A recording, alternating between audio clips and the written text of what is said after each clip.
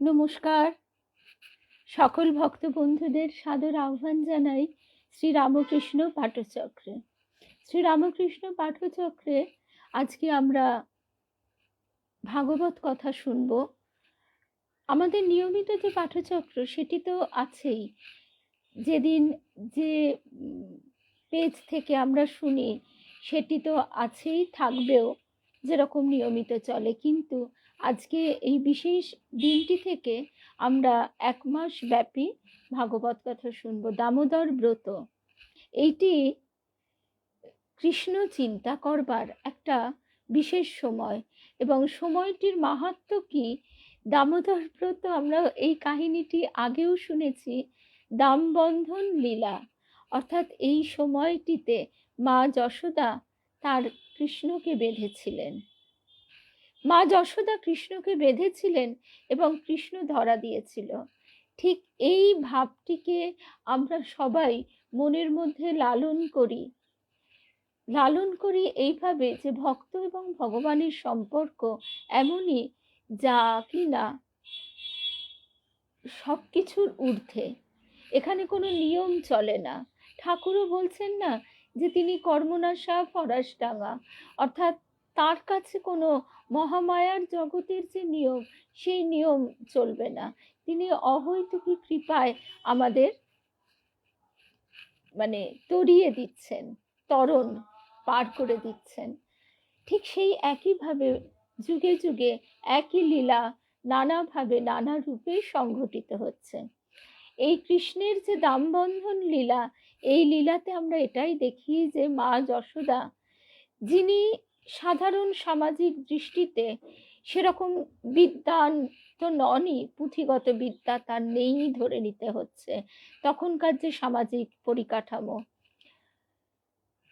তারপরে তিনি একজন গোপরানী অর্থাৎ গয়লানী তিনি, তবে কিনা নন্দ তিনি সেই গোপদের মধ্যে একজন প্রধান, তাই তাকে নন্দ রাজা বলা হয়। আর তারই রানী হচ্ছেন আমাদের মা যশোদা। তা সেই মা যশোদার কাছে কৃষ্ণ বাধা পড়ছেন। কিসে বাধা পড়ছেন? জ্ঞান, বিদ্যা, বুদ্ধি, পাণ্ডিত্য, অর্থ কোনো কিচ্ছু না, ঐশ্বর্যের লেশ মাত্র নেই। ঠাকুর বলছেন যেখানে ঐশ্বর্যের লেশ মাত্র নেই, সেইখানে সেই বাৎসল্য প্রেমে তিনি বাধা পড়েন। তা আজকে এই যে সময়টি, এই ব্রতের যে পার্বণটি, এটি বিভিন্ন নিয়মে বিভিন্ন সময়ে আগু পিছু শুরু হয়। এখন এই যে অনেকটা সময় তো আমরা পার হয়ে এসেছি, এই দীর্ঘ সময়ের পরিপ্রেক্ষিতে ঠিক নির্দিষ্ট দিনক্ষণটি খুঁজে পাওয়া হয়তো সম্ভব হয়ে ওঠে না, কিন্তু সম্ভব না হলেও এই সময়টি তো আমরা বুঝতে পারি। আর অনন্তের পরিপ্রেক্ষিতে সময়ের হিসেবই বাকি। তাই মোট কথা, এই সময়ে আমরা কৃষ্ণ প্রেমে নিজেদের মনকে যেন জারিয়ে নিতে পারি। দীপদান, তুলসী প্রদান, আরতি, কর্পূর আরতি ইত্যাদির মধ্যে দিয়ে আমাদের মনের সংযোগটি এই সেবার মধ্যে দিয়ে তার সঙ্গে করে নেওয়া। এবং এটি করতে করতে এমনই হয় যে সেই গোপালের মায়ের কথা তো আমরা জানি, যে গোপালের মা ঠাকুরকে দেখে অবাক। তিনি ভাবছেন এই রকম সময়ে ইনি এখানে এলেন কি করে। একেবারে যেন ঠিক গোপাল ঠাকুরটি অমনি করে হামাগুড়ি দিয়ে এক হাত তুলে, তারপর তারপর সেই মূর্তি ফেটে গিয়ে সেখান থেকে একেবারে সেই 6-8 মাসের বাল গোপাল মূর্তি বেরিয়ে এলো। এবং শুধু বেরিয়ে এলো না, গোপালের মায়ের কাছে তার কত বায়না, কত খুনসুটি, কত আবদার। সে কাঠের চৌকিতে শুতে পারবে না, তার মাথায় লাগছে। তখন গোপালের মা বলছেন, কি করি বল দেখিনি, আজকে এমনি শো, কাল নয় গিন্নিকে বলে কলকাতা থেকে তোকে বালিশ বিছানা এনে দেব। তা এই কথাগুলি আমাদের অনেকের কাছে কল্পনা মনে হতে পারে, তার কৃপায় আমাদের মনে হয় না, কিন্তু বহু মানুষের কাছে কল্পনা মনে হতে পারে। সেই জন্য সেদিন আমি একটা গান মধুরিমাদির গাওয়া সকলের সঙ্গে ভাগ করে নিয়েছিলাম, যে সেই বৃন্দাবনে আজও সেই লীলা অভিরাম। অভিরাম মানে হচ্ছে সুন্দর, অবিরাম ব হলে হচ্ছে কন্টিনিউয়াস, আর অভিরাম মানে খুব সুন্দর। সেই অপূর্ব সুন্দর বৃন্দাবনের লীলা চলছে, আজও চলছে। ওই আজ নিত্য লীলা করে সেটা মদন মোহন গানে যে বলা হচ্ছে। আর ওই কিছু কিছু ভাগ্যবানে দেখিবারে পায়, সেই ভাগ্য তিনি যদি কৃপা করে দেন তবেই হয়। তা সেখানে এই গানটি মধুরিমা দি, ওটা দিলীপ রায়ের লেখা গানটি, গানের মধ্যে একটা খুব শেষের দিকে সুন্দর কথা আছে, আমি মানি তাই আমি জানি যে এই লীলা কত সুন্দর, এবং আজও সেই লীলা নিত্য লীলা প্রবাহিত হচ্ছে। তা আমাদের এই যে দামোদর ব্রতটি, তার মানে এই বিষয়টিতে ঠাকুরেরই তো কৃপা, মানে কোনো মানে সন্দেহের অবকাশই নেই। তিনি আমাদের কাছে এই বিশেষ বার্তাটি পৌঁছে দিয়েছেন পারমিতা প্রথম এবং তারপর পিয়ালির মধ্যে দিয়ে। পারমিতা পিয়ালি ওরা এই ব্রতটি এর আগেও করেছে। তা আমারও শুনে তাই মনে হলো আমরা সবাই এই ভাবটিকে তো নিতেই পারি, নেবার চেষ্টা তো করতে পারি। হয়তো সংসারে বিভিন্ন জনের বিভিন্ন কাজের চাপে একেবারে সেই তাদের নিয়ম অনুযায়ী হয়ে উঠবে না, কিন্তু তাতে দুঃখের কোনো কারণ নেই। একটু সংযম, নিরামিষ আহার, আর ব্রাহ্ম মুহূর্ত এবং সন্ধ্যাবেলা, ঠিক যখন ঠাকুর বারবার কথামৃতে বলছেন সূর্য উঠছে, রাত্রি অপগত হচ্ছে, অথবা যখন দিন অপগত হচ্ছে আর রাত্রি নেমে আসছে, এই যে সন্ধিক্ষণগুলি, এই সময়ে বিশেষ একটা ভাইব্রেশন থাকে, এই সময়ে বিশেষ একটা স্পন্দন থাকে, যে সময় কিনা জপ ধ্যান করার জন্য খুব উপযোগী। তো এই ব্রাহ্ম মুহূর্ত, কথাটা ব্রহ্ম নয় কিন্তু ব্রাহ্ম মুহূর্ত, এবং এটি সূর্য ওঠার 48 মিনিট আগে থেকে শুরু হয় এবং তারপরেও ওই রকম সময় পর্যন্ত থাকে। তা সুতরাং আমরা এখন মোটামুটি দেখতে পাচ্ছি ভোরবেলা 4:45 থেকে 6টা পর্যন্ত এই সময়টি, আবার সন্ধেবেলাও 5টা থেকে বা 5:15 থেকে 6টা পর্যন্ত। এই সময়টি আমরা যদি পথে ঘাটেও থাকি, শারদেশ্বরী আশ্রমের মায়েরা বলেন ঠাকুর ঈশ্বর কি বোঝেন না, তিনি তিনি শুধু অন্তরটা দেখেন, তিনি কতটা বাইরের আড়ম্বর সেটা নিয়ে তো দেখেন না, সেটা চিন্তাও আমাদের সেই জন্য অত করবার নেই। এই সময়গুলিতে আমরা যদি পথে ঘাটেও থাকি, তাহলেও এই সময়টিতে আমরা যদি মনে মনে স্মরণ করি, তাহলে তো আর কোনো গোল হয় না। আমরা মনে মনে তো জপ করতে পারি, জপ করতে পারি। তারপর ওই যে হরিনামের যে বিশেষ কথাটি, কৃষ্ণ কেশব কৃষ্ণ কেশব কৃষ্ণ কেশব পাহিমাম, রাম রাঘব রাম রাঘব রাম রাঘব রক্ষমাম। আজকে এই কঠিন দুনিয়ায় আমরা তো বুঝতে পারি যে কি কঠিন পরিস্থিতি, তার কৃপা ব্যতীত আমরা এক মুহূর্ত টিকতে পারবো না। তাই তিনি রক্ষা না করলে আমাদের কোনো উপায় নেই। সেই মাগুর মাছটির মতো এটি একটা অদ্ভুত রূপক। ঠাকুর পরবর্তীকালে মাও বলছেন যে আর বাকি মাছগুলোর কি অবস্থা হলো, তাদের কেটে কুটে কড়ায় একেবারে গরম তেলে ভাজা হচ্ছে।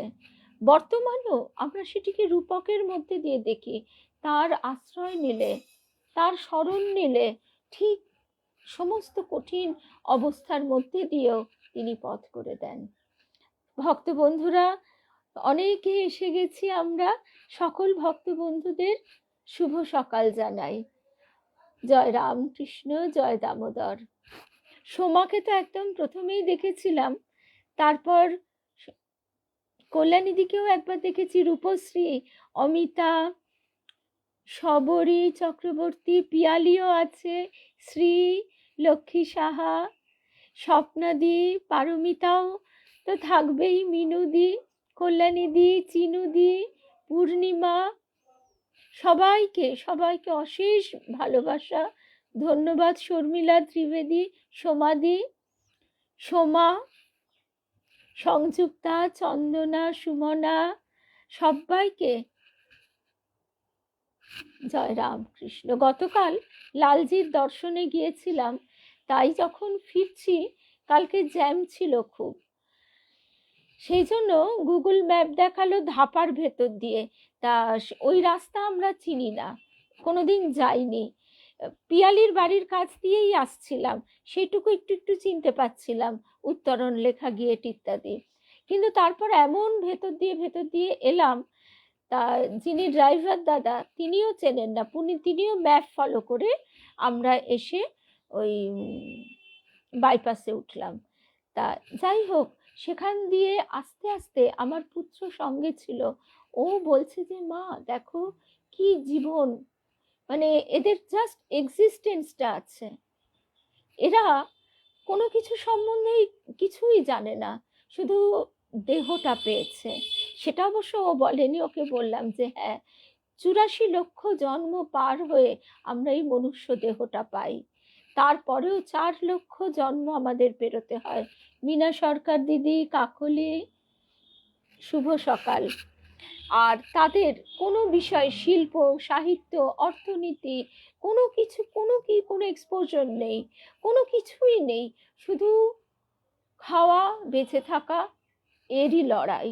তা তিনি যখন কৃপা করে আমাদের এই সুযোগ দিয়েছেন, তখন যেন আমরা আর কোনোভাবে এই সময় সুযোগটি নষ্ট না করি, এই প্রার্থনা যেন অনেক দিন পরে, কারণ আমাদের পাঠও অনেক দিন স্থগিত ছিল দুর্গাপুজো উপলক্ষে। আজ থেকে প্রতিদিন 1 মাস ব্যাপী ভাগবত পাঠ হবে সকালবেলা, আর প্রতিদিনের নিয়মিত যে পাঠ সে তো থাকবেই সন্ধ্যাবেলা। তা আজকে যে কথাটি বলবার, যে আমরা যখন সেই সময় পেয়েছি, সেই সুযোগ তিনি আমাদের দিয়েছেন, তখন যেন এর সদ্ব্যবহার আমরা করতে পারি। আমরা কতটা তার কৃপার মধ্যে বাস করছি সেটা যেন প্রতি মুহূর্তে অনুভব করতে পারি।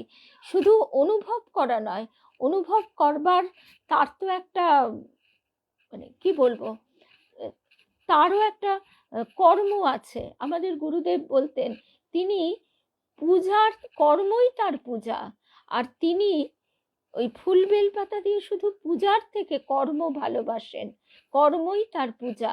তা সেই কর্মটি কি, নিজেদের জীবত্ব থেকে শিবত্বের পথে এগিয়ে নিয়ে যাবার চেষ্টা করা। আমাদের গুরুদেব আরেকটি কথা বলতেন যে টাকা পয়সা দিস না, টাকা পয়সা দিয়ে কি হবে, টাকা পয়সা সংসার ক্ষেত্রে লাগে, আমরা তো সেটা অস্বীকার করতে পারি না, কিন্তু অর্থ দিয়ে গুরু দক্ষিণা হয় না। গুরু দক্ষিণা কি, তুই জীবত্ব থেকে শিবত্বের পথে এগিয়ে যা। গুরুদেব বলছেন আমি শুয়ে পড়ছি, আমার ওপর দিয়ে তোরা হেঁটে চলে যা। অর্থাৎ তার যে সাধনা, সেই সাধনার ফল তিনি সমস্ত কিছু এই জগৎ কল্যাণে তারাপীঠ থেকে, জয় রামকৃষ্ণ। আর এই তারাপীঠেই আমার গুরুদেবের সাধনা। গুরুদেবকে সবাই বলতো, তিনি স্বয়ং বামাখ্যাপাই এই কথাটি বলেছিলেন, তুই মায়ের ছোট ছেলে। মায়ের ছোট ছেলে কেন, কোলপোছা ছেলে সে একটু বেশি আদরের হয়, সেই জন্য। তা আজকে আমরা এই প্রসঙ্গ থেকে এবার আমাদের যে প্রসঙ্গ, ঠাকুর মায়ের শ্রীচরণে সাষ্টাঙ্গ প্রণাম নিবেদন করে, শ্রী গুরুদেবের চরণে সাষ্টাঙ্গ প্রণাম নিবেদন করে শুরু করছি ভাগবত কথা। ভাগবত কথা বলবার বা শুনবার আমরা সবাই অধিকারী, কিন্তু সেখানে একটু ভুল ত্রুটি তো থাকতেই পারে, কারণ আমাদের সেই অনুশীলন, চর্চা, শিক্ষাগত যোগ্যতা নেই। কিন্তু তবু ঠাকুর আমাদের কতটা অভয় দিচ্ছেন। তিনি বলছেন ছোট ছেলে সে বাবা বলতে পারে না, বলে পা। তা পা বলে বলে কি তার প্রতি বাপের ভালোবাসা কম? ঠিক তেমনি আমরা চেষ্টা করি তার কথা শুনবার। তার কথা শুধু যে শ্রবণ মঙ্গলম তাই নয়, তার কথা শ্রবণ মধুরম। তার কথা শুনলে শব্দের মধ্যে দিয়ে তিনি আমাদের অন্তরে প্রবেশ করেন এবং আমাদের অন্তরে যে চিন্তার বিক্ষেপ, যে মালিন্য, সে সব কিছু দূর করে সেই উত্তরণের পথে নিয়ে যান। তাই সদা যেন আমরা রামকৃষ্ণ নাম জপি, হরিনাম করি। ঠাকুর মাকে বলছেন, ঘরে থাকবে, নিজের ঘরটি ছেড়ো না, থাকবে, শাক বুনবে, শাক ভাত খাবে আর হরিনাম করবে। ঠাকুর তো স্বয়ং হরিনামে মাতোয়ারা হয়ে যেতেন। তা এখানে আমরা রামকৃষ্ণ নামের যে মহিমা, সেই কথাটা শুনবো। তার আগে ভাগবতকার কি বলছেন দেখি। এই ভাগবত শোনা হচ্ছে সুখের নদী। ভাগবত সুখের নদী নিরবধি, ধীরে ধীরে বাউরে। এটি একটি গানের লাইন। শঙ্করী চরণে মন মগ্ন হয়ে রওরে। যিনি রাধা তিনি কালী, তিনি শ্যাম তিনি শ্যামা, তা আমাদের মনটি যেন তাতে যুক্ত হয়ে থাকে। আমাদের প্রাচীন কাল থেকেই ভারতবর্ষের যে আধ্যাত্মিক সাধনা, সেখানে শ্রীমদ্ ভাগবত একটি বিশিষ্ট স্থান অধিকার করে আছে। মহর্ষি বেদব্যাস ব্রহ্মসূত্র, মহাভারত, সপ্তদশ পুরাণ ইত্যাদি রচনা করার পর মহামুনি নারদের উপদেশে শ্রীমদ্ ভাগবত প্রণয়ন করেন। সুতরাং একথা স্পষ্ট যে ব্যাসদেব তার জীবনের শ্রেষ্ঠ অনুভূতি ও রচনাবলীর সার নির্যাস একত্রিত করে জ্ঞান, কর্ম, ভক্তি ও যোগের অপূর্ব সমন্বয়ে ভাগবত ধর্ম পরিবেশন করেছেন। নির্গুণ নিরাকার বাক্য মনের অতীত অদ্বয় ব্রহ্ম তত্ত্বই সগুণ সাকার ঈশ্বর রূপে যুগে যুগে অবতীর্ণ হয়ে জগতের ও ভক্তদের অশেষ কল্যাণ ও আনন্দ বিধান করেন। এই মহাবাণী ভাগবত মুখে উদ্ঘোষিত। ঠাকুরও বলছেন তো আমাদের যে ভক্তি হিমে সেই সচ্চিদানন্দ সাগর জমে সাকার রূপ ধারণ করে। কারণ সেই সময় সাকার রূপকে বিশ্বাস করছে না, মানুষ বলছে পৌত্তলিকতা ইত্যাদি। ভগবত প্রসঙ্গ সংসার দুঃখ বিনাশক, শুনতে ও চিন্তা করতেও ভালো লাগে। আমরা অনেক সময় দেখি যে জগৎ সংসারে ক্ষতবিক্ষত হয়ে আঘাতের পর আঘাতপ্রাপ্ত হয়ে তারপর আমরা ঈশ্বরমুখী হই। কিন্তু আজকে যদি তার কৃপায় আমরা সময় থাকতে সেই ঈশ্বরমুখী হতে পারি, তাহলে আমরা আরো অনেক বেশি সেই মাধুর্য, সেই অমৃত আস্বাদন করতে পারবো। নিত্যমুক্তানন্দজি মহারাজ তিনি বলছেন, মনের মানুষ সংসারে পাওয়া যায় না, তাই মানুষ নিঃসঙ্গ। বয়স যখন অল্প, শরীর সবল কর্মঠ, তখন নানা কাজ কর্ম, খেলাধুলা ইত্যাদিতে সময় কেটে যায়। ভোগ বাসনা ইত্যাদি তখন একটার পর একটা আমাদের জীবনকে মাতিয়ে রাখে। কিন্তু শরীর যখন অপটু হয়ে পড়ে, তখন আমরা এই নিঃসঙ্গতাটা একটু একটু করে অনুভব করতে পারি। অনেকে সেই নিঃসঙ্গতা মোচনের জন্য পার্থিব বস্তুর প্রতি আকৃষ্ট হয়। কিন্তু সময় থাকতে আমরা যদি তার কৃপায় তার থেকে মনকে এগিয়ে নিয়ে যাবার চেষ্টা করি, তাহলে আমরা নিজেরাই বুঝতে পারবো যে 1 বছর আগের আমি, 5 বছর আগের আমি, আজকের আমি কতটা পরিবর্তিত হয়েছি এবং আরো 5 বছর বাদে তা আরো কত সুন্দর হবে। ঠাকুরের পার্ষদ মহারাজজিরাও বলছেন, আগে আমরা ছিলাম ছন্ন ছাড়া, আজকে তার কৃপায় সবকিছু তোমরা এমন সুন্দর দেখছো। এই আধ্যাত্মিক পথের প্রথম কথাই হচ্ছে সৌন্দর্য। সেই সৌন্দর্য বাইরের চাকচিক্য নয়, সেই সৌন্দর্য হচ্ছে সেই সুন্দর স্বরূপ তিনি, সেই সুন্দরের ছায়া পড়বে। যত অন্তর স্বচ্ছ হবে তত সেই সৌন্দর্যের প্রতিবিম্ব আমরা দেখতে পাব। আজকে এই দামবন্ধন লীলা থেকেই আমরা শুরু করব। এর আগেও যেহেতু আমরা এই দামবন্ধন লীলা শুনেছি, সেই জন্য আজকে নলকুবের ও মণিগ্রীব এদের কথা দিয়ে আজকে শুরু করি।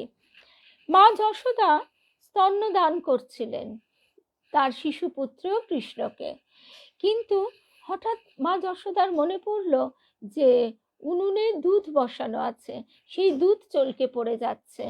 আর তার আগেও মায়ের শুধু মনে হয় যে আমাকে সবাই, এই প্রতিবেশিনীরা, আমার সখীরা এসে কৃষ্ণের নামে নালিশ করে যায় যে কৃষ্ণ বড় দুরন্ত হয়েছে, আমাদের বাড়িতে এসে সব কিছু চুরি করে খায়। মা ভাবেন যে ওরা কেন আমার ছেলেকে এভাবে দোষী করে, আমার ছেলের কি তাহলে খাওয়া ঠিক মতো হয় না?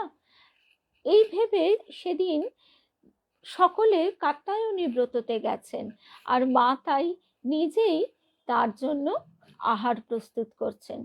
তা আহার প্রস্তুত করতে গিয়ে যেই চোখ পড়েছে যে দুধ উথলে পড়ছে, তখন তিনি তাড়াতাড়ি কৃষ্ণকে কোল থেকে নামিয়ে দিয়ে দুধটা ঠিক করতে গেছেন। আর তাতে কৃষ্ণের প্রচন্ড রাগ হয়ে গেছে। সেই বর্ণনাটুকু আমরা একটু শুনবো।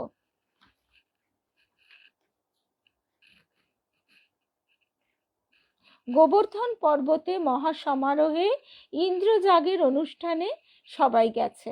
যশোদা মহোৎসবে দাসদাসীদের গোবর্ধনে পাঠিয়ে দিয়েছেন। আর কৃষ্ণ ঘুম থেকে উঠেই দধিমন্থনরত জননীর কাছে গিয়ে উপস্থিত হলেন। এখানে স্বামী গীতানন্দজি মহারাজ কি সুন্দরভাবে বলছেন, যশোদা স্বহস্তে কৃষ্ণের জন্য দধি মন্থন করছেন, মনে কৃষ্ণের বাল্য লীলা চিন্তা এবং মুখে কৃষ্ণ গান করছেন। আমরা এই যে তার সেবা করি, তার সেবা আমরা করতে কি পারি না? করবার আমাদের কি আছে? সবই তো তিনি, সবই তার। কিন্তু এই সেবা করার অর্থই হচ্ছে তার সঙ্গে সংযুক্ত থাকা, অর্থাৎ কায় মন ও বাক্য সবই কৃষ্ণে নিবদ্ধ হওয়াতে যশোদা এক অনির্বচনীয় আনন্দ অনুভব করতে লাগলেন।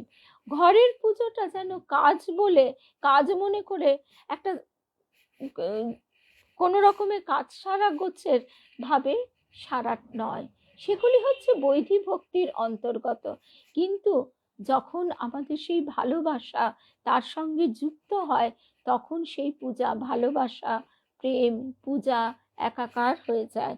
কায় মন ও বাক্য যাদের ভগবানে একতানতা লাভ করেনি, অর্থাৎ এক যোগে ভগবানমুখী হয়নি, তাদের পক্ষে তো ভগবানে তন্ময়তা লাভ করা সম্ভব নয়। তাই মায়েরা বলেন, আমাদের গুরুদেবও বলতেন যে তুমি যদি 5 মিনিটও তাকে সম্পূর্ণ মন প্রাণ দেহ নিবেদন করতে পারো, সেটা 5 মিনিটের জন্য হলেও সেটি অত্যন্ত সুফলদায়ী। আর রাগ করে করে সারাক্ষণ ধরে পূজা অর্চনা করা বা একটা কাজ মনে করে সেটা সম্পন্ন করা, সেটি ঠিক পূজার পর্যায়ে পড়ে না। এই কথাই বলা হচ্ছে। সাধারণ মানুষ, ভাগবতকার বলছেন, সাধারণ মানুষ যাদের কায় মন বাক্য একই যোগে ভগবানমুখী হয়নি, তারা শত ডাকলেও ভগবান তাদের ডাকে সাড়া দেন না। কিন্তু যশোদার তো সমস্ত মন প্রাণ ইন্দ্রিয় কৃষ্ণ অভিমুখী। তাই কৃষ্ণ ঘুম থেকে উঠে নিজেই দধিমন্থনরত জননীর কাছে গিয়ে উপস্থিত হলেন। দধিমন্থনের দণ্ডটি আবার চেপে ধরে দধিমন্থন করতে বারণ করলেন, কারণ এখন তাকে কোলে নিতে হবে। ঠাকুর আমাদের ঠিক এইটি বলছেন যে মন প্রাণ সব যখন তাতে নিবিষ্ট হবার দিকে যায়, তখন তিনি পথ করে দেন। শাশুড়ি বউকে অনেক কাজ টাজ করায়, কিন্তু যখন তার গর্ভধারণ হয় তখন আস্তে আস্তে তার কাজ কমিয়ে দেন। তারপর শেষকালে তাকে আর প্রায় কিছুই করতে হয় না। অবশেষে সন্তানটি লাভ হলে সে শুধু সেইটি নাড়ে চাড়ে। ঠিক এখানেও যেন আমরা দেখছি শুভ সকাল শ্রাবণ, শুভ্রাদি, রুমাদি, সবাইকে শুভ সকাল। জয় রামকৃষ্ণ, জয় দামোদর। তো সেই পুত্রের আগ্রহ দেখে যশোদা তাকে সাদরে কোলে নিয়ে স্তন্যপান করাচ্ছেন এবং মা সন্তান এরা একে অপরের আনন্দের পরিপূরক। তাই এইবারে চুলার উপর, উনুনের উপর দুধ উথলে যাচ্ছে, তাই তিনি হঠাৎ কৃষ্ণকে কোল থেকে নামিয়ে দুধটি রক্ষা করতে চলে গেলেন। তা এখন আমাদের মনে হতেই পারে যে তিনি গোপ রানী, তার বাড়িতে তো আর দুধের অভাব নেই, তিনি সেখানে কৃষ্ণের চিন্তা না করে তা দুধ উথলে যাচ্ছে, এটাই তার কাছে আগে মনে হলো না। ভাগবতকার এখানেই বলছেন যে সেবা, এই সেবা এমনই চরম পর্যায়ে যে তখন তার ভগবান সুখের থেকেও, সঙ্গ সান্নিধ্য সুখের থেকেও তার সেবার দিকে সে অনেক বেশি কাতর এবং মনোযোগী। ঠিক যেমনটি ঘটেছিল কাশীপুরে। কাশীপুরে তারা দেখলো সেই যাদের পরবর্তীকালে বাপে খেদানো মায় তাড়ানো ছেলে বলা হচ্ছে, সেই ঠাকুরের ছোঁড়া ছোঁড়া সেই পার্ষদরা, তারা তো রাতের পর রাত জেগে ঠাকুরের সেবা করছে। তারা ওপর থেকে দেখলো যে বাহ, আজকে তো ঠাকুর বেশ খুশিতে আছেন, ভালো আছেন, তো গৃহী ভক্তেরা এসেছে, এদের নিয়ে আনন্দ করছেন। সেই সুযোগে তখন তারা ঘরদোর পরিষ্কার করতে লাগলেন।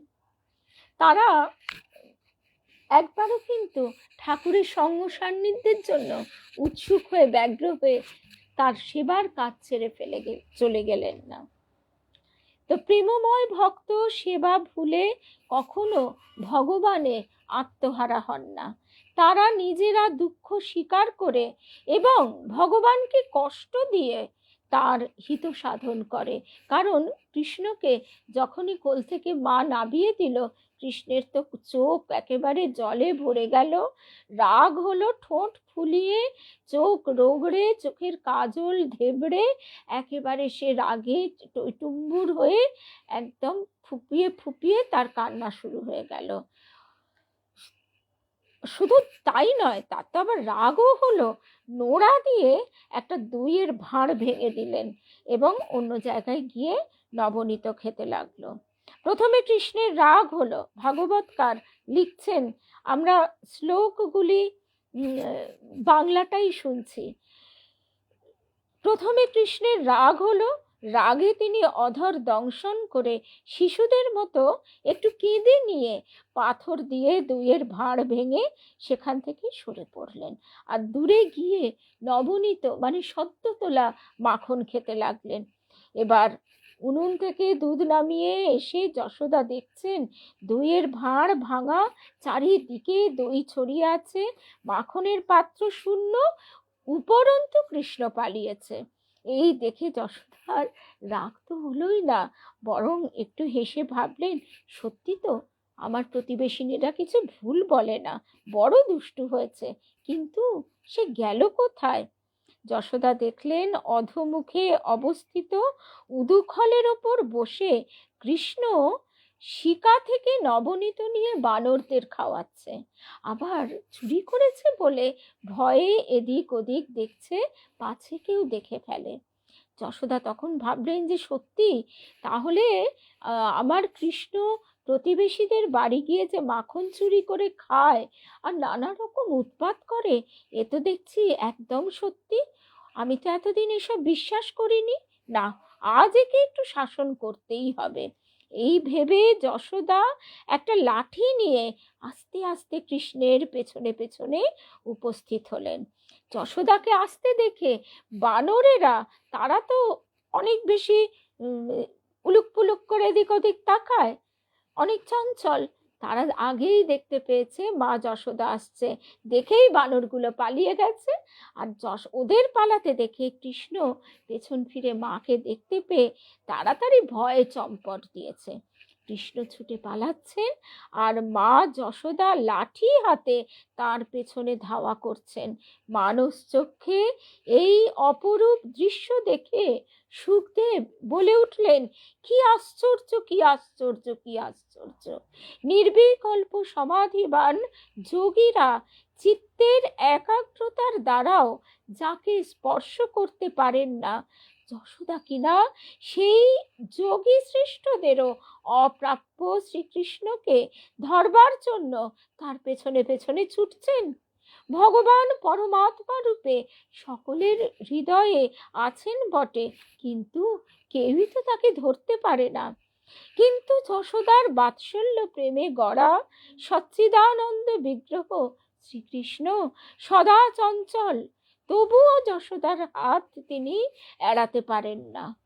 যোগের সিদ্ধাবস্থায় যোগীরা পরব্রহ্মে লীন হয়ে যান, কিন্তু তারাও সচ্চিদানন্দ বিগ্রহ শ্রীকৃষ্ণের হদিশ পান না। যোগীরাও যার সন্ধান পান না, সেই লীলা বিগ্রহধারী কৃষ্ণকে ধরবার জন্য লাঠি হাতে যশোদা তার পিছনে পিছনে ছুটছেন। এর চেয়ে মজা, এর চেয়ে আশ্চর্য আর কি হতে পারে! বাৎসল্য প্রেমের কি অপার মহিমা! জয় রাম কৃষ্ণ, জয় রাম কৃষ্ণ, জয় রাম কৃষ্ণ। বলরাম বাবুর বাড়িতে ঠাকুর ডেকে পাঠিয়েছেন গোপালের মাকে। গোপালের মা আসছে। গোপালের মা তো সদা রামকৃষ্ণ চিন্তায়, তার গোপালের চিন্তায় একাকার। সেই চিন্তায় তিনি আসছেন, পথে পাগলিনী প্রায়। আর এদিকে ঠাকুর, তার ভিতরেও সেই ভাব উতলে উতলে উঠছে। তিনিও ভাব সমাধিতে একেবারে আড়ষ্ট কাঠ হয়ে এক হাত তুলে কাঠ হয়ে গেলেন। গোপালের মা এসে বলছেন, এ বাবা, এ আবার কি? এমন কাঠের মতো গোপাল আমি পছন্দ করি না। আমার গোপাল হাসবে, খেলবে, ছুটবে। তো এই হচ্ছে বাৎসল্য প্রেম, এই হচ্ছে তাকে বাঁধবার দড়িটুকু। সেই দড়িটা অবশ্য 2 আঙুল কম পড়ছিল। সেই 2 আঙুল কমটুকু কেন পড়ছিল? সেটুকু পূর্ণ হয় মধুর ভাবে, কিন্তু মধুর ভাব হচ্ছে দেহাতীত ভাব। স্বামীজি বলছেন, আমরা রাসলীলা প্রসঙ্গও শুনব, এবং তখন আমরা শুনব যে স্বামীজি বলছেন যে রাসলীলা আমাদের মতন দেহধারী মানুষের পক্ষে, দেহবদ্ধ জীবের পক্ষে অগম্য, বোধের অগম্য। কিন্তু এই বাৎসল্য প্রেমটা আমরা প্রকৃতির নিয়মেই একটু একটু বুঝতে পারি। আরও যত সেটা আমরা অনুশীলন করি, চর্চা করি, আর তারপর তো তার কৃপা। তিনি তো বারবার বলছেন, 1 পায়ে গিয়ে আমি 10 পায়ে গিয়ে যাব। এই কলিযুগে সেই পারমিতা জিজ্ঞেস করেছিল যে কেন এত ঘরে ঘরে গোপাল সেবা দেখা যায়। আমার ছোটবেলাতেও কিন্তু, মানে আমি আমার ছোটবেলাটাকে 50 বছর আগে বলছি, 5 বছর অবধি স্মৃতি নেই। তো সুতরাং এই 50 বছর ধরে আমার মানে কিশোর যৌবনকালে এত গোপাল সেবা কিন্তু আমরা দেখতে পেতাম না। এখন মানুষের মধ্যে, এমনকি পুরুষের মধ্যেও এই বাৎসল্য প্রেমের কি অনেক বেশি প্রবাহ। তার অহৈতুকী কৃপা, এই রামকৃষ্ণ নামের জোয়ার। তাই তো তিনি গোপালের মাকে 1 ধাপ নামিয়ে রেখেছিলেন, যাতে তাকে দেখে আরো 5 জন শিক্ষা লাভ করে। ঠাকুরকে গোপাল রূপে শুধু যে গোপালের মাই দেখতেন তা নয়, আরো অনেক মহিলারাই দেখতেন। তারা যাতে আরো উচ্চ অবস্থায়, উচ্চভাবে নিজেদের এগিয়ে নিয়ে যেতে পারে, সেই জন্য গোপালের মাকে ঠাকুর ওইভাবে আটকে রেখেছিলেন। তখন গোপালের মা বলছেন, তাহলে কি আর আমি গোপাল তোমায় দেখতে পাবো না? বলছেন, দেখতে পাবে, অল্পেই উদ্দীপন হবে। এখন তুমি গোপাল লোকে চলে গিয়েছো। সেই গোপাল লোকে চলে গেলে দেহ থাকে না, ঝরা পাতার মতো 21 দিনে সে দেহ চলে যায়। কিন্তু লোকশিক্ষার জন্য ঠাকুরের আবির্ভাব, তাই গোপালের মাকেও তিনি রেখেছেন, যাতে তার জীবন অনুধ্যান করে, তাকে আদর্শ করে এই বাৎসল্য প্রেমের চর্চা আমরা করতে পারি। আর ঠাকুর আরো বলছেন বাৎসল্য প্রেম হচ্ছে এবারে খুব তাড়াতাড়ি সিদ্ধিদায়ী। মাতৃমন্ত্র আর গোপাল মন্ত্রে এই কলিযুগে তাড়াতাড়ি সিদ্ধি লাভ হয়, কারণ বাৎসল্য প্রেমের আরেকটি অপার মহিমা আছে। সেখানে তার ঐশ্বর্যের লেশ মাত্র থাকে না। আমরা যখন মা দুর্গার আরাধনা করি, মা কালীর আরাধনা করি, সেখানে ঐশ্বর্যের বিরাট প্রকাশ। আমরা সেখানে ভয় পাই, আমরা সেখানে ছোট, সেখানে আমরা তার কাছে চাই, প্রার্থনা করি, যাই চাই না কেন চাই, চাওয়া থাকে। আর এই গোপাল সেখানে তো ঐশ্বর্যের চিহ্ন মাত্র নেই, তার কাছে কি চাইবো? তাকেই আমায় দেখাশোনা করতে হবে, তাকেই সেবা যত্ন করতে হবে। ভাব কিভাবে সংক্রামিত হয়। আমি যখন আজকে বলছি গোপালকে আজকে ব্রাহ্ম মুহূর্তে তুলে দেব, আমার দামোদরকে আরেকটি মূর্তি আছে তার সেবা করার জন্য এই 1 মাস নামিয়ে এনেছি। আর গোপালকেও আমার ছেলে বলছে না না, ও তো এত সকাল সকাল উঠতে পারবে না, আমি ওর ফরে, ও তো লেট রাইজার, ও দেরি করে উঠবে, তুমি ওকে ওই 7 সকালে তুলে বসিয়ে দিও না, ওকে উঠলে তারপর ওকে তুমি দেখাশোনা যা তোমার আছে করবার সেসব করো। তার মানে কি, এই যে ভালোবাসা, এই ভালোবাসাটার মধ্যে কোনো চাওয়া নেই, তো তার কিসে আরাম হবে, তার কিসে ভালো লাগবে? এই হচ্ছে নির্বাসনা লাভের একটা পদ্ধতি। শাস্ত্র এইভাবেই আমাদের এইভাবে এগিয়ে দিচ্ছে। তো তারপরে সুখদেব বলছেন যার ভিতরও নেই বাহিরও নেই, যার পূর্বে কেউ ছিল না পরেও কেউ থাকবে না, অর্থাৎ যিনি জগতের অন্তরে ও বাহিরে এবং সৃষ্টির পূর্বে এবং ধ্বংসের পরেও বিদ্যমান থাকবেন, এমনকি এই জগৎই যার স্বরূপ থেকে আলাদা নয়, সেই পরব্রহ্ম স্বরূপকেই বাৎসল্য প্রেমময়ী যশোদা বাঁধবেন বলে ঠিক করলেন। ভগবানের স্বরূপের ইয়ত্তা করা যায় না, তিনি সর্বব্যাপী অনন্ত, এই বিশ্ব ব্রহ্মাণ্ড তাতেই অবস্থিত, সুতরাং তাকে কে বাঁধবে? আর কোন দড়ি দিয়েই বা তাকে বাঁধা যাবে? এ যে অসম্ভব। তবুও বাৎসল্য ভাবময়ী মা যশোদা সর্বকারণের যিনি কারণ, সর্বজগতের যিনি আধার, সর্বজগতের যিনি নিয়ন্তা, সেই ভগবানকে একটা তুচ্ছ দড়ি দিয়ে বাঁধলেন। এটা আপাতত অসম্ভব বলে মনে হলেও ভক্ত ভগবানের প্রেমের সম্বন্ধের জন্য এই অসম্ভব সম্ভব হয়। বাৎসল্য প্রেমময়ীর বন্ধন ভগবান স্বীকার করেন, কারণ তিনি যে প্রেমের অধীন। কি অপূর্ব কথা! আজকে এই প্রসঙ্গটি এত সুন্দর, মনে হয় যে সময় যেন শেষ না হোক, আমরা যেন শুনতেই থাকি এই কথা অনন্তকাল ধরে, জন্ম জন্মান্তর পার হয়ে যেন তার নামগুলো কীর্তন করতে করতে, শুনতে শুনতে আমরা তার পিছন পিছন চলতে পারি। আর তারপরে আরো আমরা এই প্রসঙ্গ শুনবো, তারপর সেই ফলওয়ালির কথা শুনবো। গোপালের মা ছিলেন ব্রজের ফলওয়ালি। তা ভগবানের এইবারে নলকুবর ও মণিগ্রীব এদেরকে কৃষ্ণ কিভাবে উদ্ধার করলেন। কৃষ্ণকে বেঁধে রেখে মা যশোদা কার্যান্তরে প্রস্থান করলে কৃষ্ণ সম্মুখে অর্জুন বৃক্ষরূপে অবস্থিত কুবেরের পুত্রদ্বয়, তাদের প্রতি কৃপা দৃষ্টি নিক্ষেপ করলেন নলকুবর ও মণিগ্রীব। এই দুজন পুরাকালে ধনমদে অর্থাৎ অর্থের অহংকারে এবং মদিরা পানে প্রমত্ত হয়ে মহর্ষি নারদের প্রতি অসম্মানজনক ব্যবহার করেছিলেন। এতে নারদ তাদের অভিশাপ দিয়েছিলেন, তোমরা দুইজনে বৃক্ষত্ব প্রাপ্ত হও। দেবতাদের 100 বছর পরে পৃথিবীর 360 বছরে দেবতাদের 1 বছর হয়। ভগবান যখন শ্রীকৃষ্ণ রূপে পৃথিবীতে অবতীর্ণ হবেন তখন তার চরণ স্পর্শে তোমাদের বৃক্ষ দেহ শেষ হবে। তোমরা তখন দেব দেহ লাভ করে ভগবানের সেবা করবে। তা আমরা সেই পড়ি না যে সংসারে এসে আমরা বৃক্ষ সম রইনু, তার চরণ স্পর্শে, তার অহৈতুকী কৃপায় আমরা যেন ভগবানের পথে চালিত হতে পারি। বৃক্ষরূপী নলকুবর এবং মণিগ্রীব গোকুলে শ্রীকৃষ্ণের আগমনের আশায় অপেক্ষা করছিল।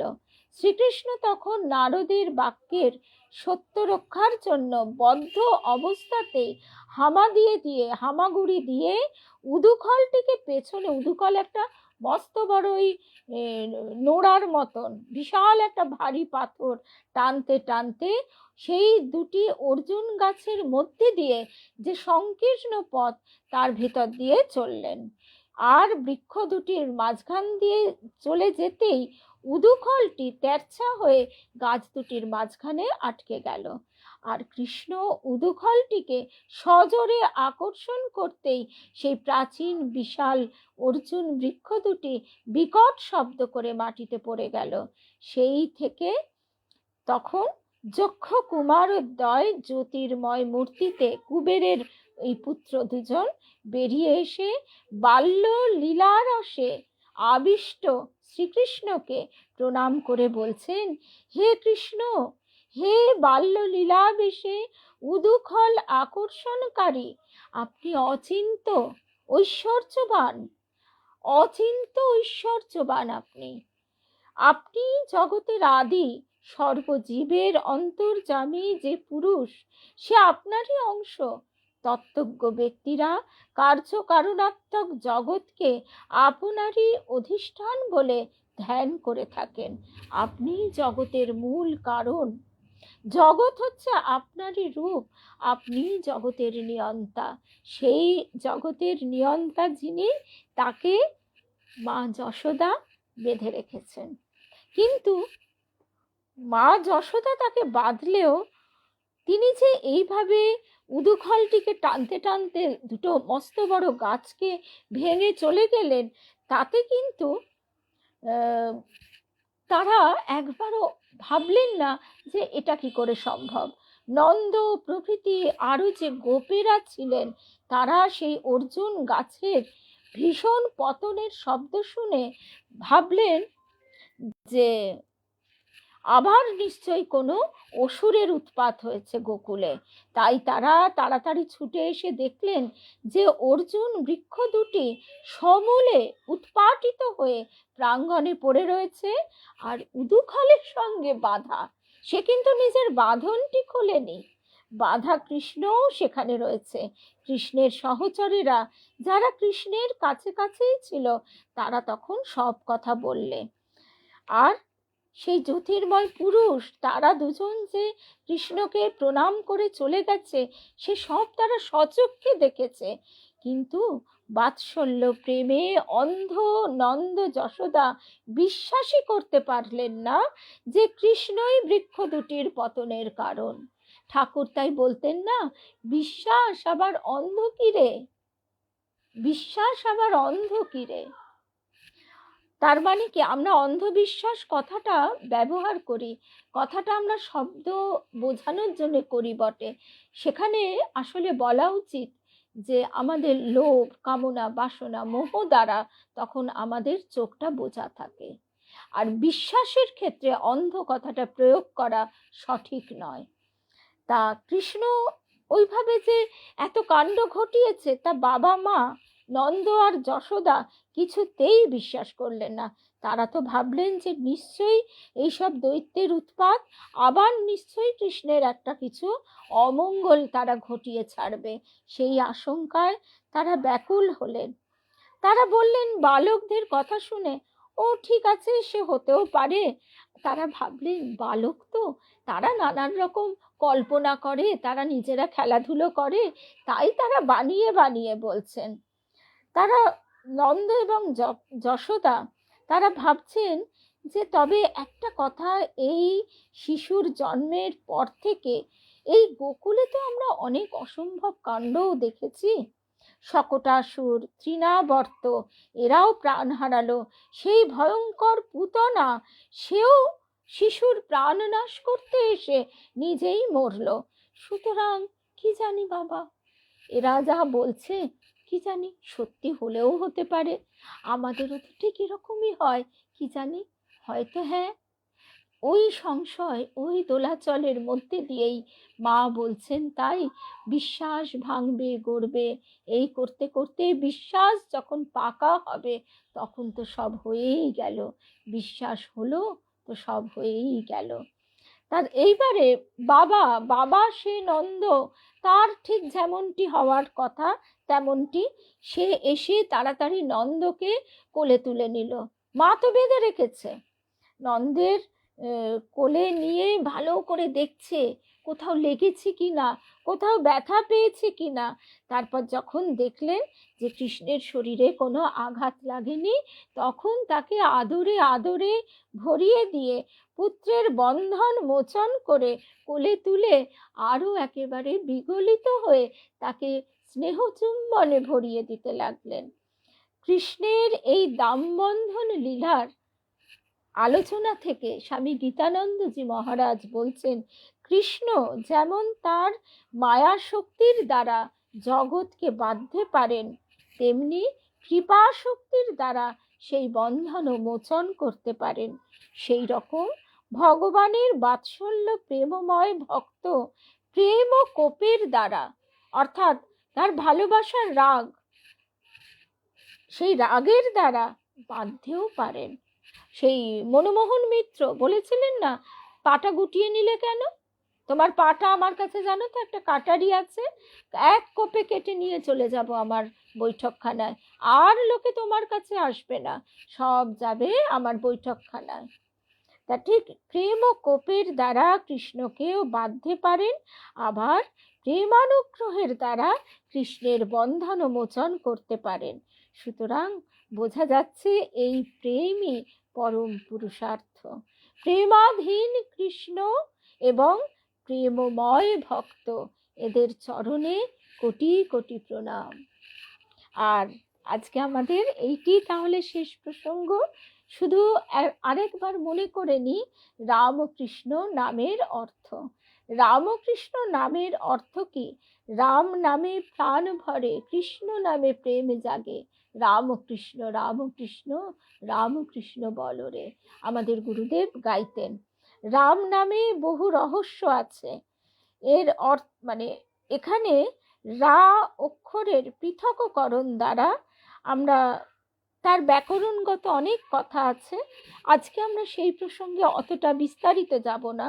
শুধু এটুকু মনে রাখব যে রামের মকার নম শিবায়তে প্রবিষ্ট হয়েছে। স্বামী চেতনানন্দজি মহারাজ বলছেন, নম শিবায় হতে ম পৃথক করলে অর্থের অনর্থ হয়। নম শিবায় মন্ত্রের অর্থ হলো কল্যাণ স্বরূপ শিবের জন্য প্রণাম, কিন্তু মকার বাদ দিলে ন শিবায় এর অর্থ হয় কল্যাণের জন্য নয়, দুঃখ বা অশিবের জন্য। এইভাবে বশিষ্ঠজি রাম নামের রহস্য বুঝিয়ে দিলেন। রাম নামের এই রহস্যটি কি?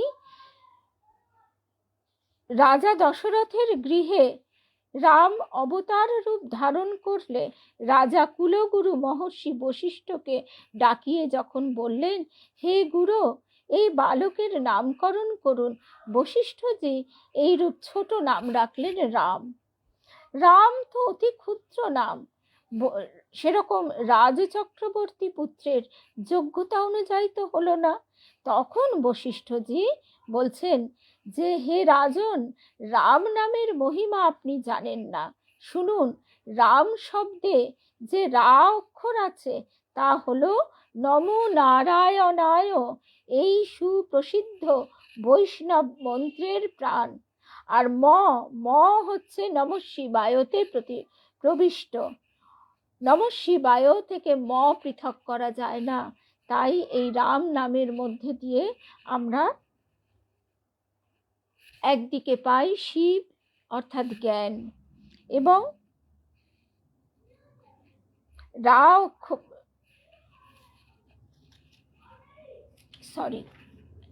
আরেকটা লাইন ছিল, সেই জায়গাটি খুব সুন্দর।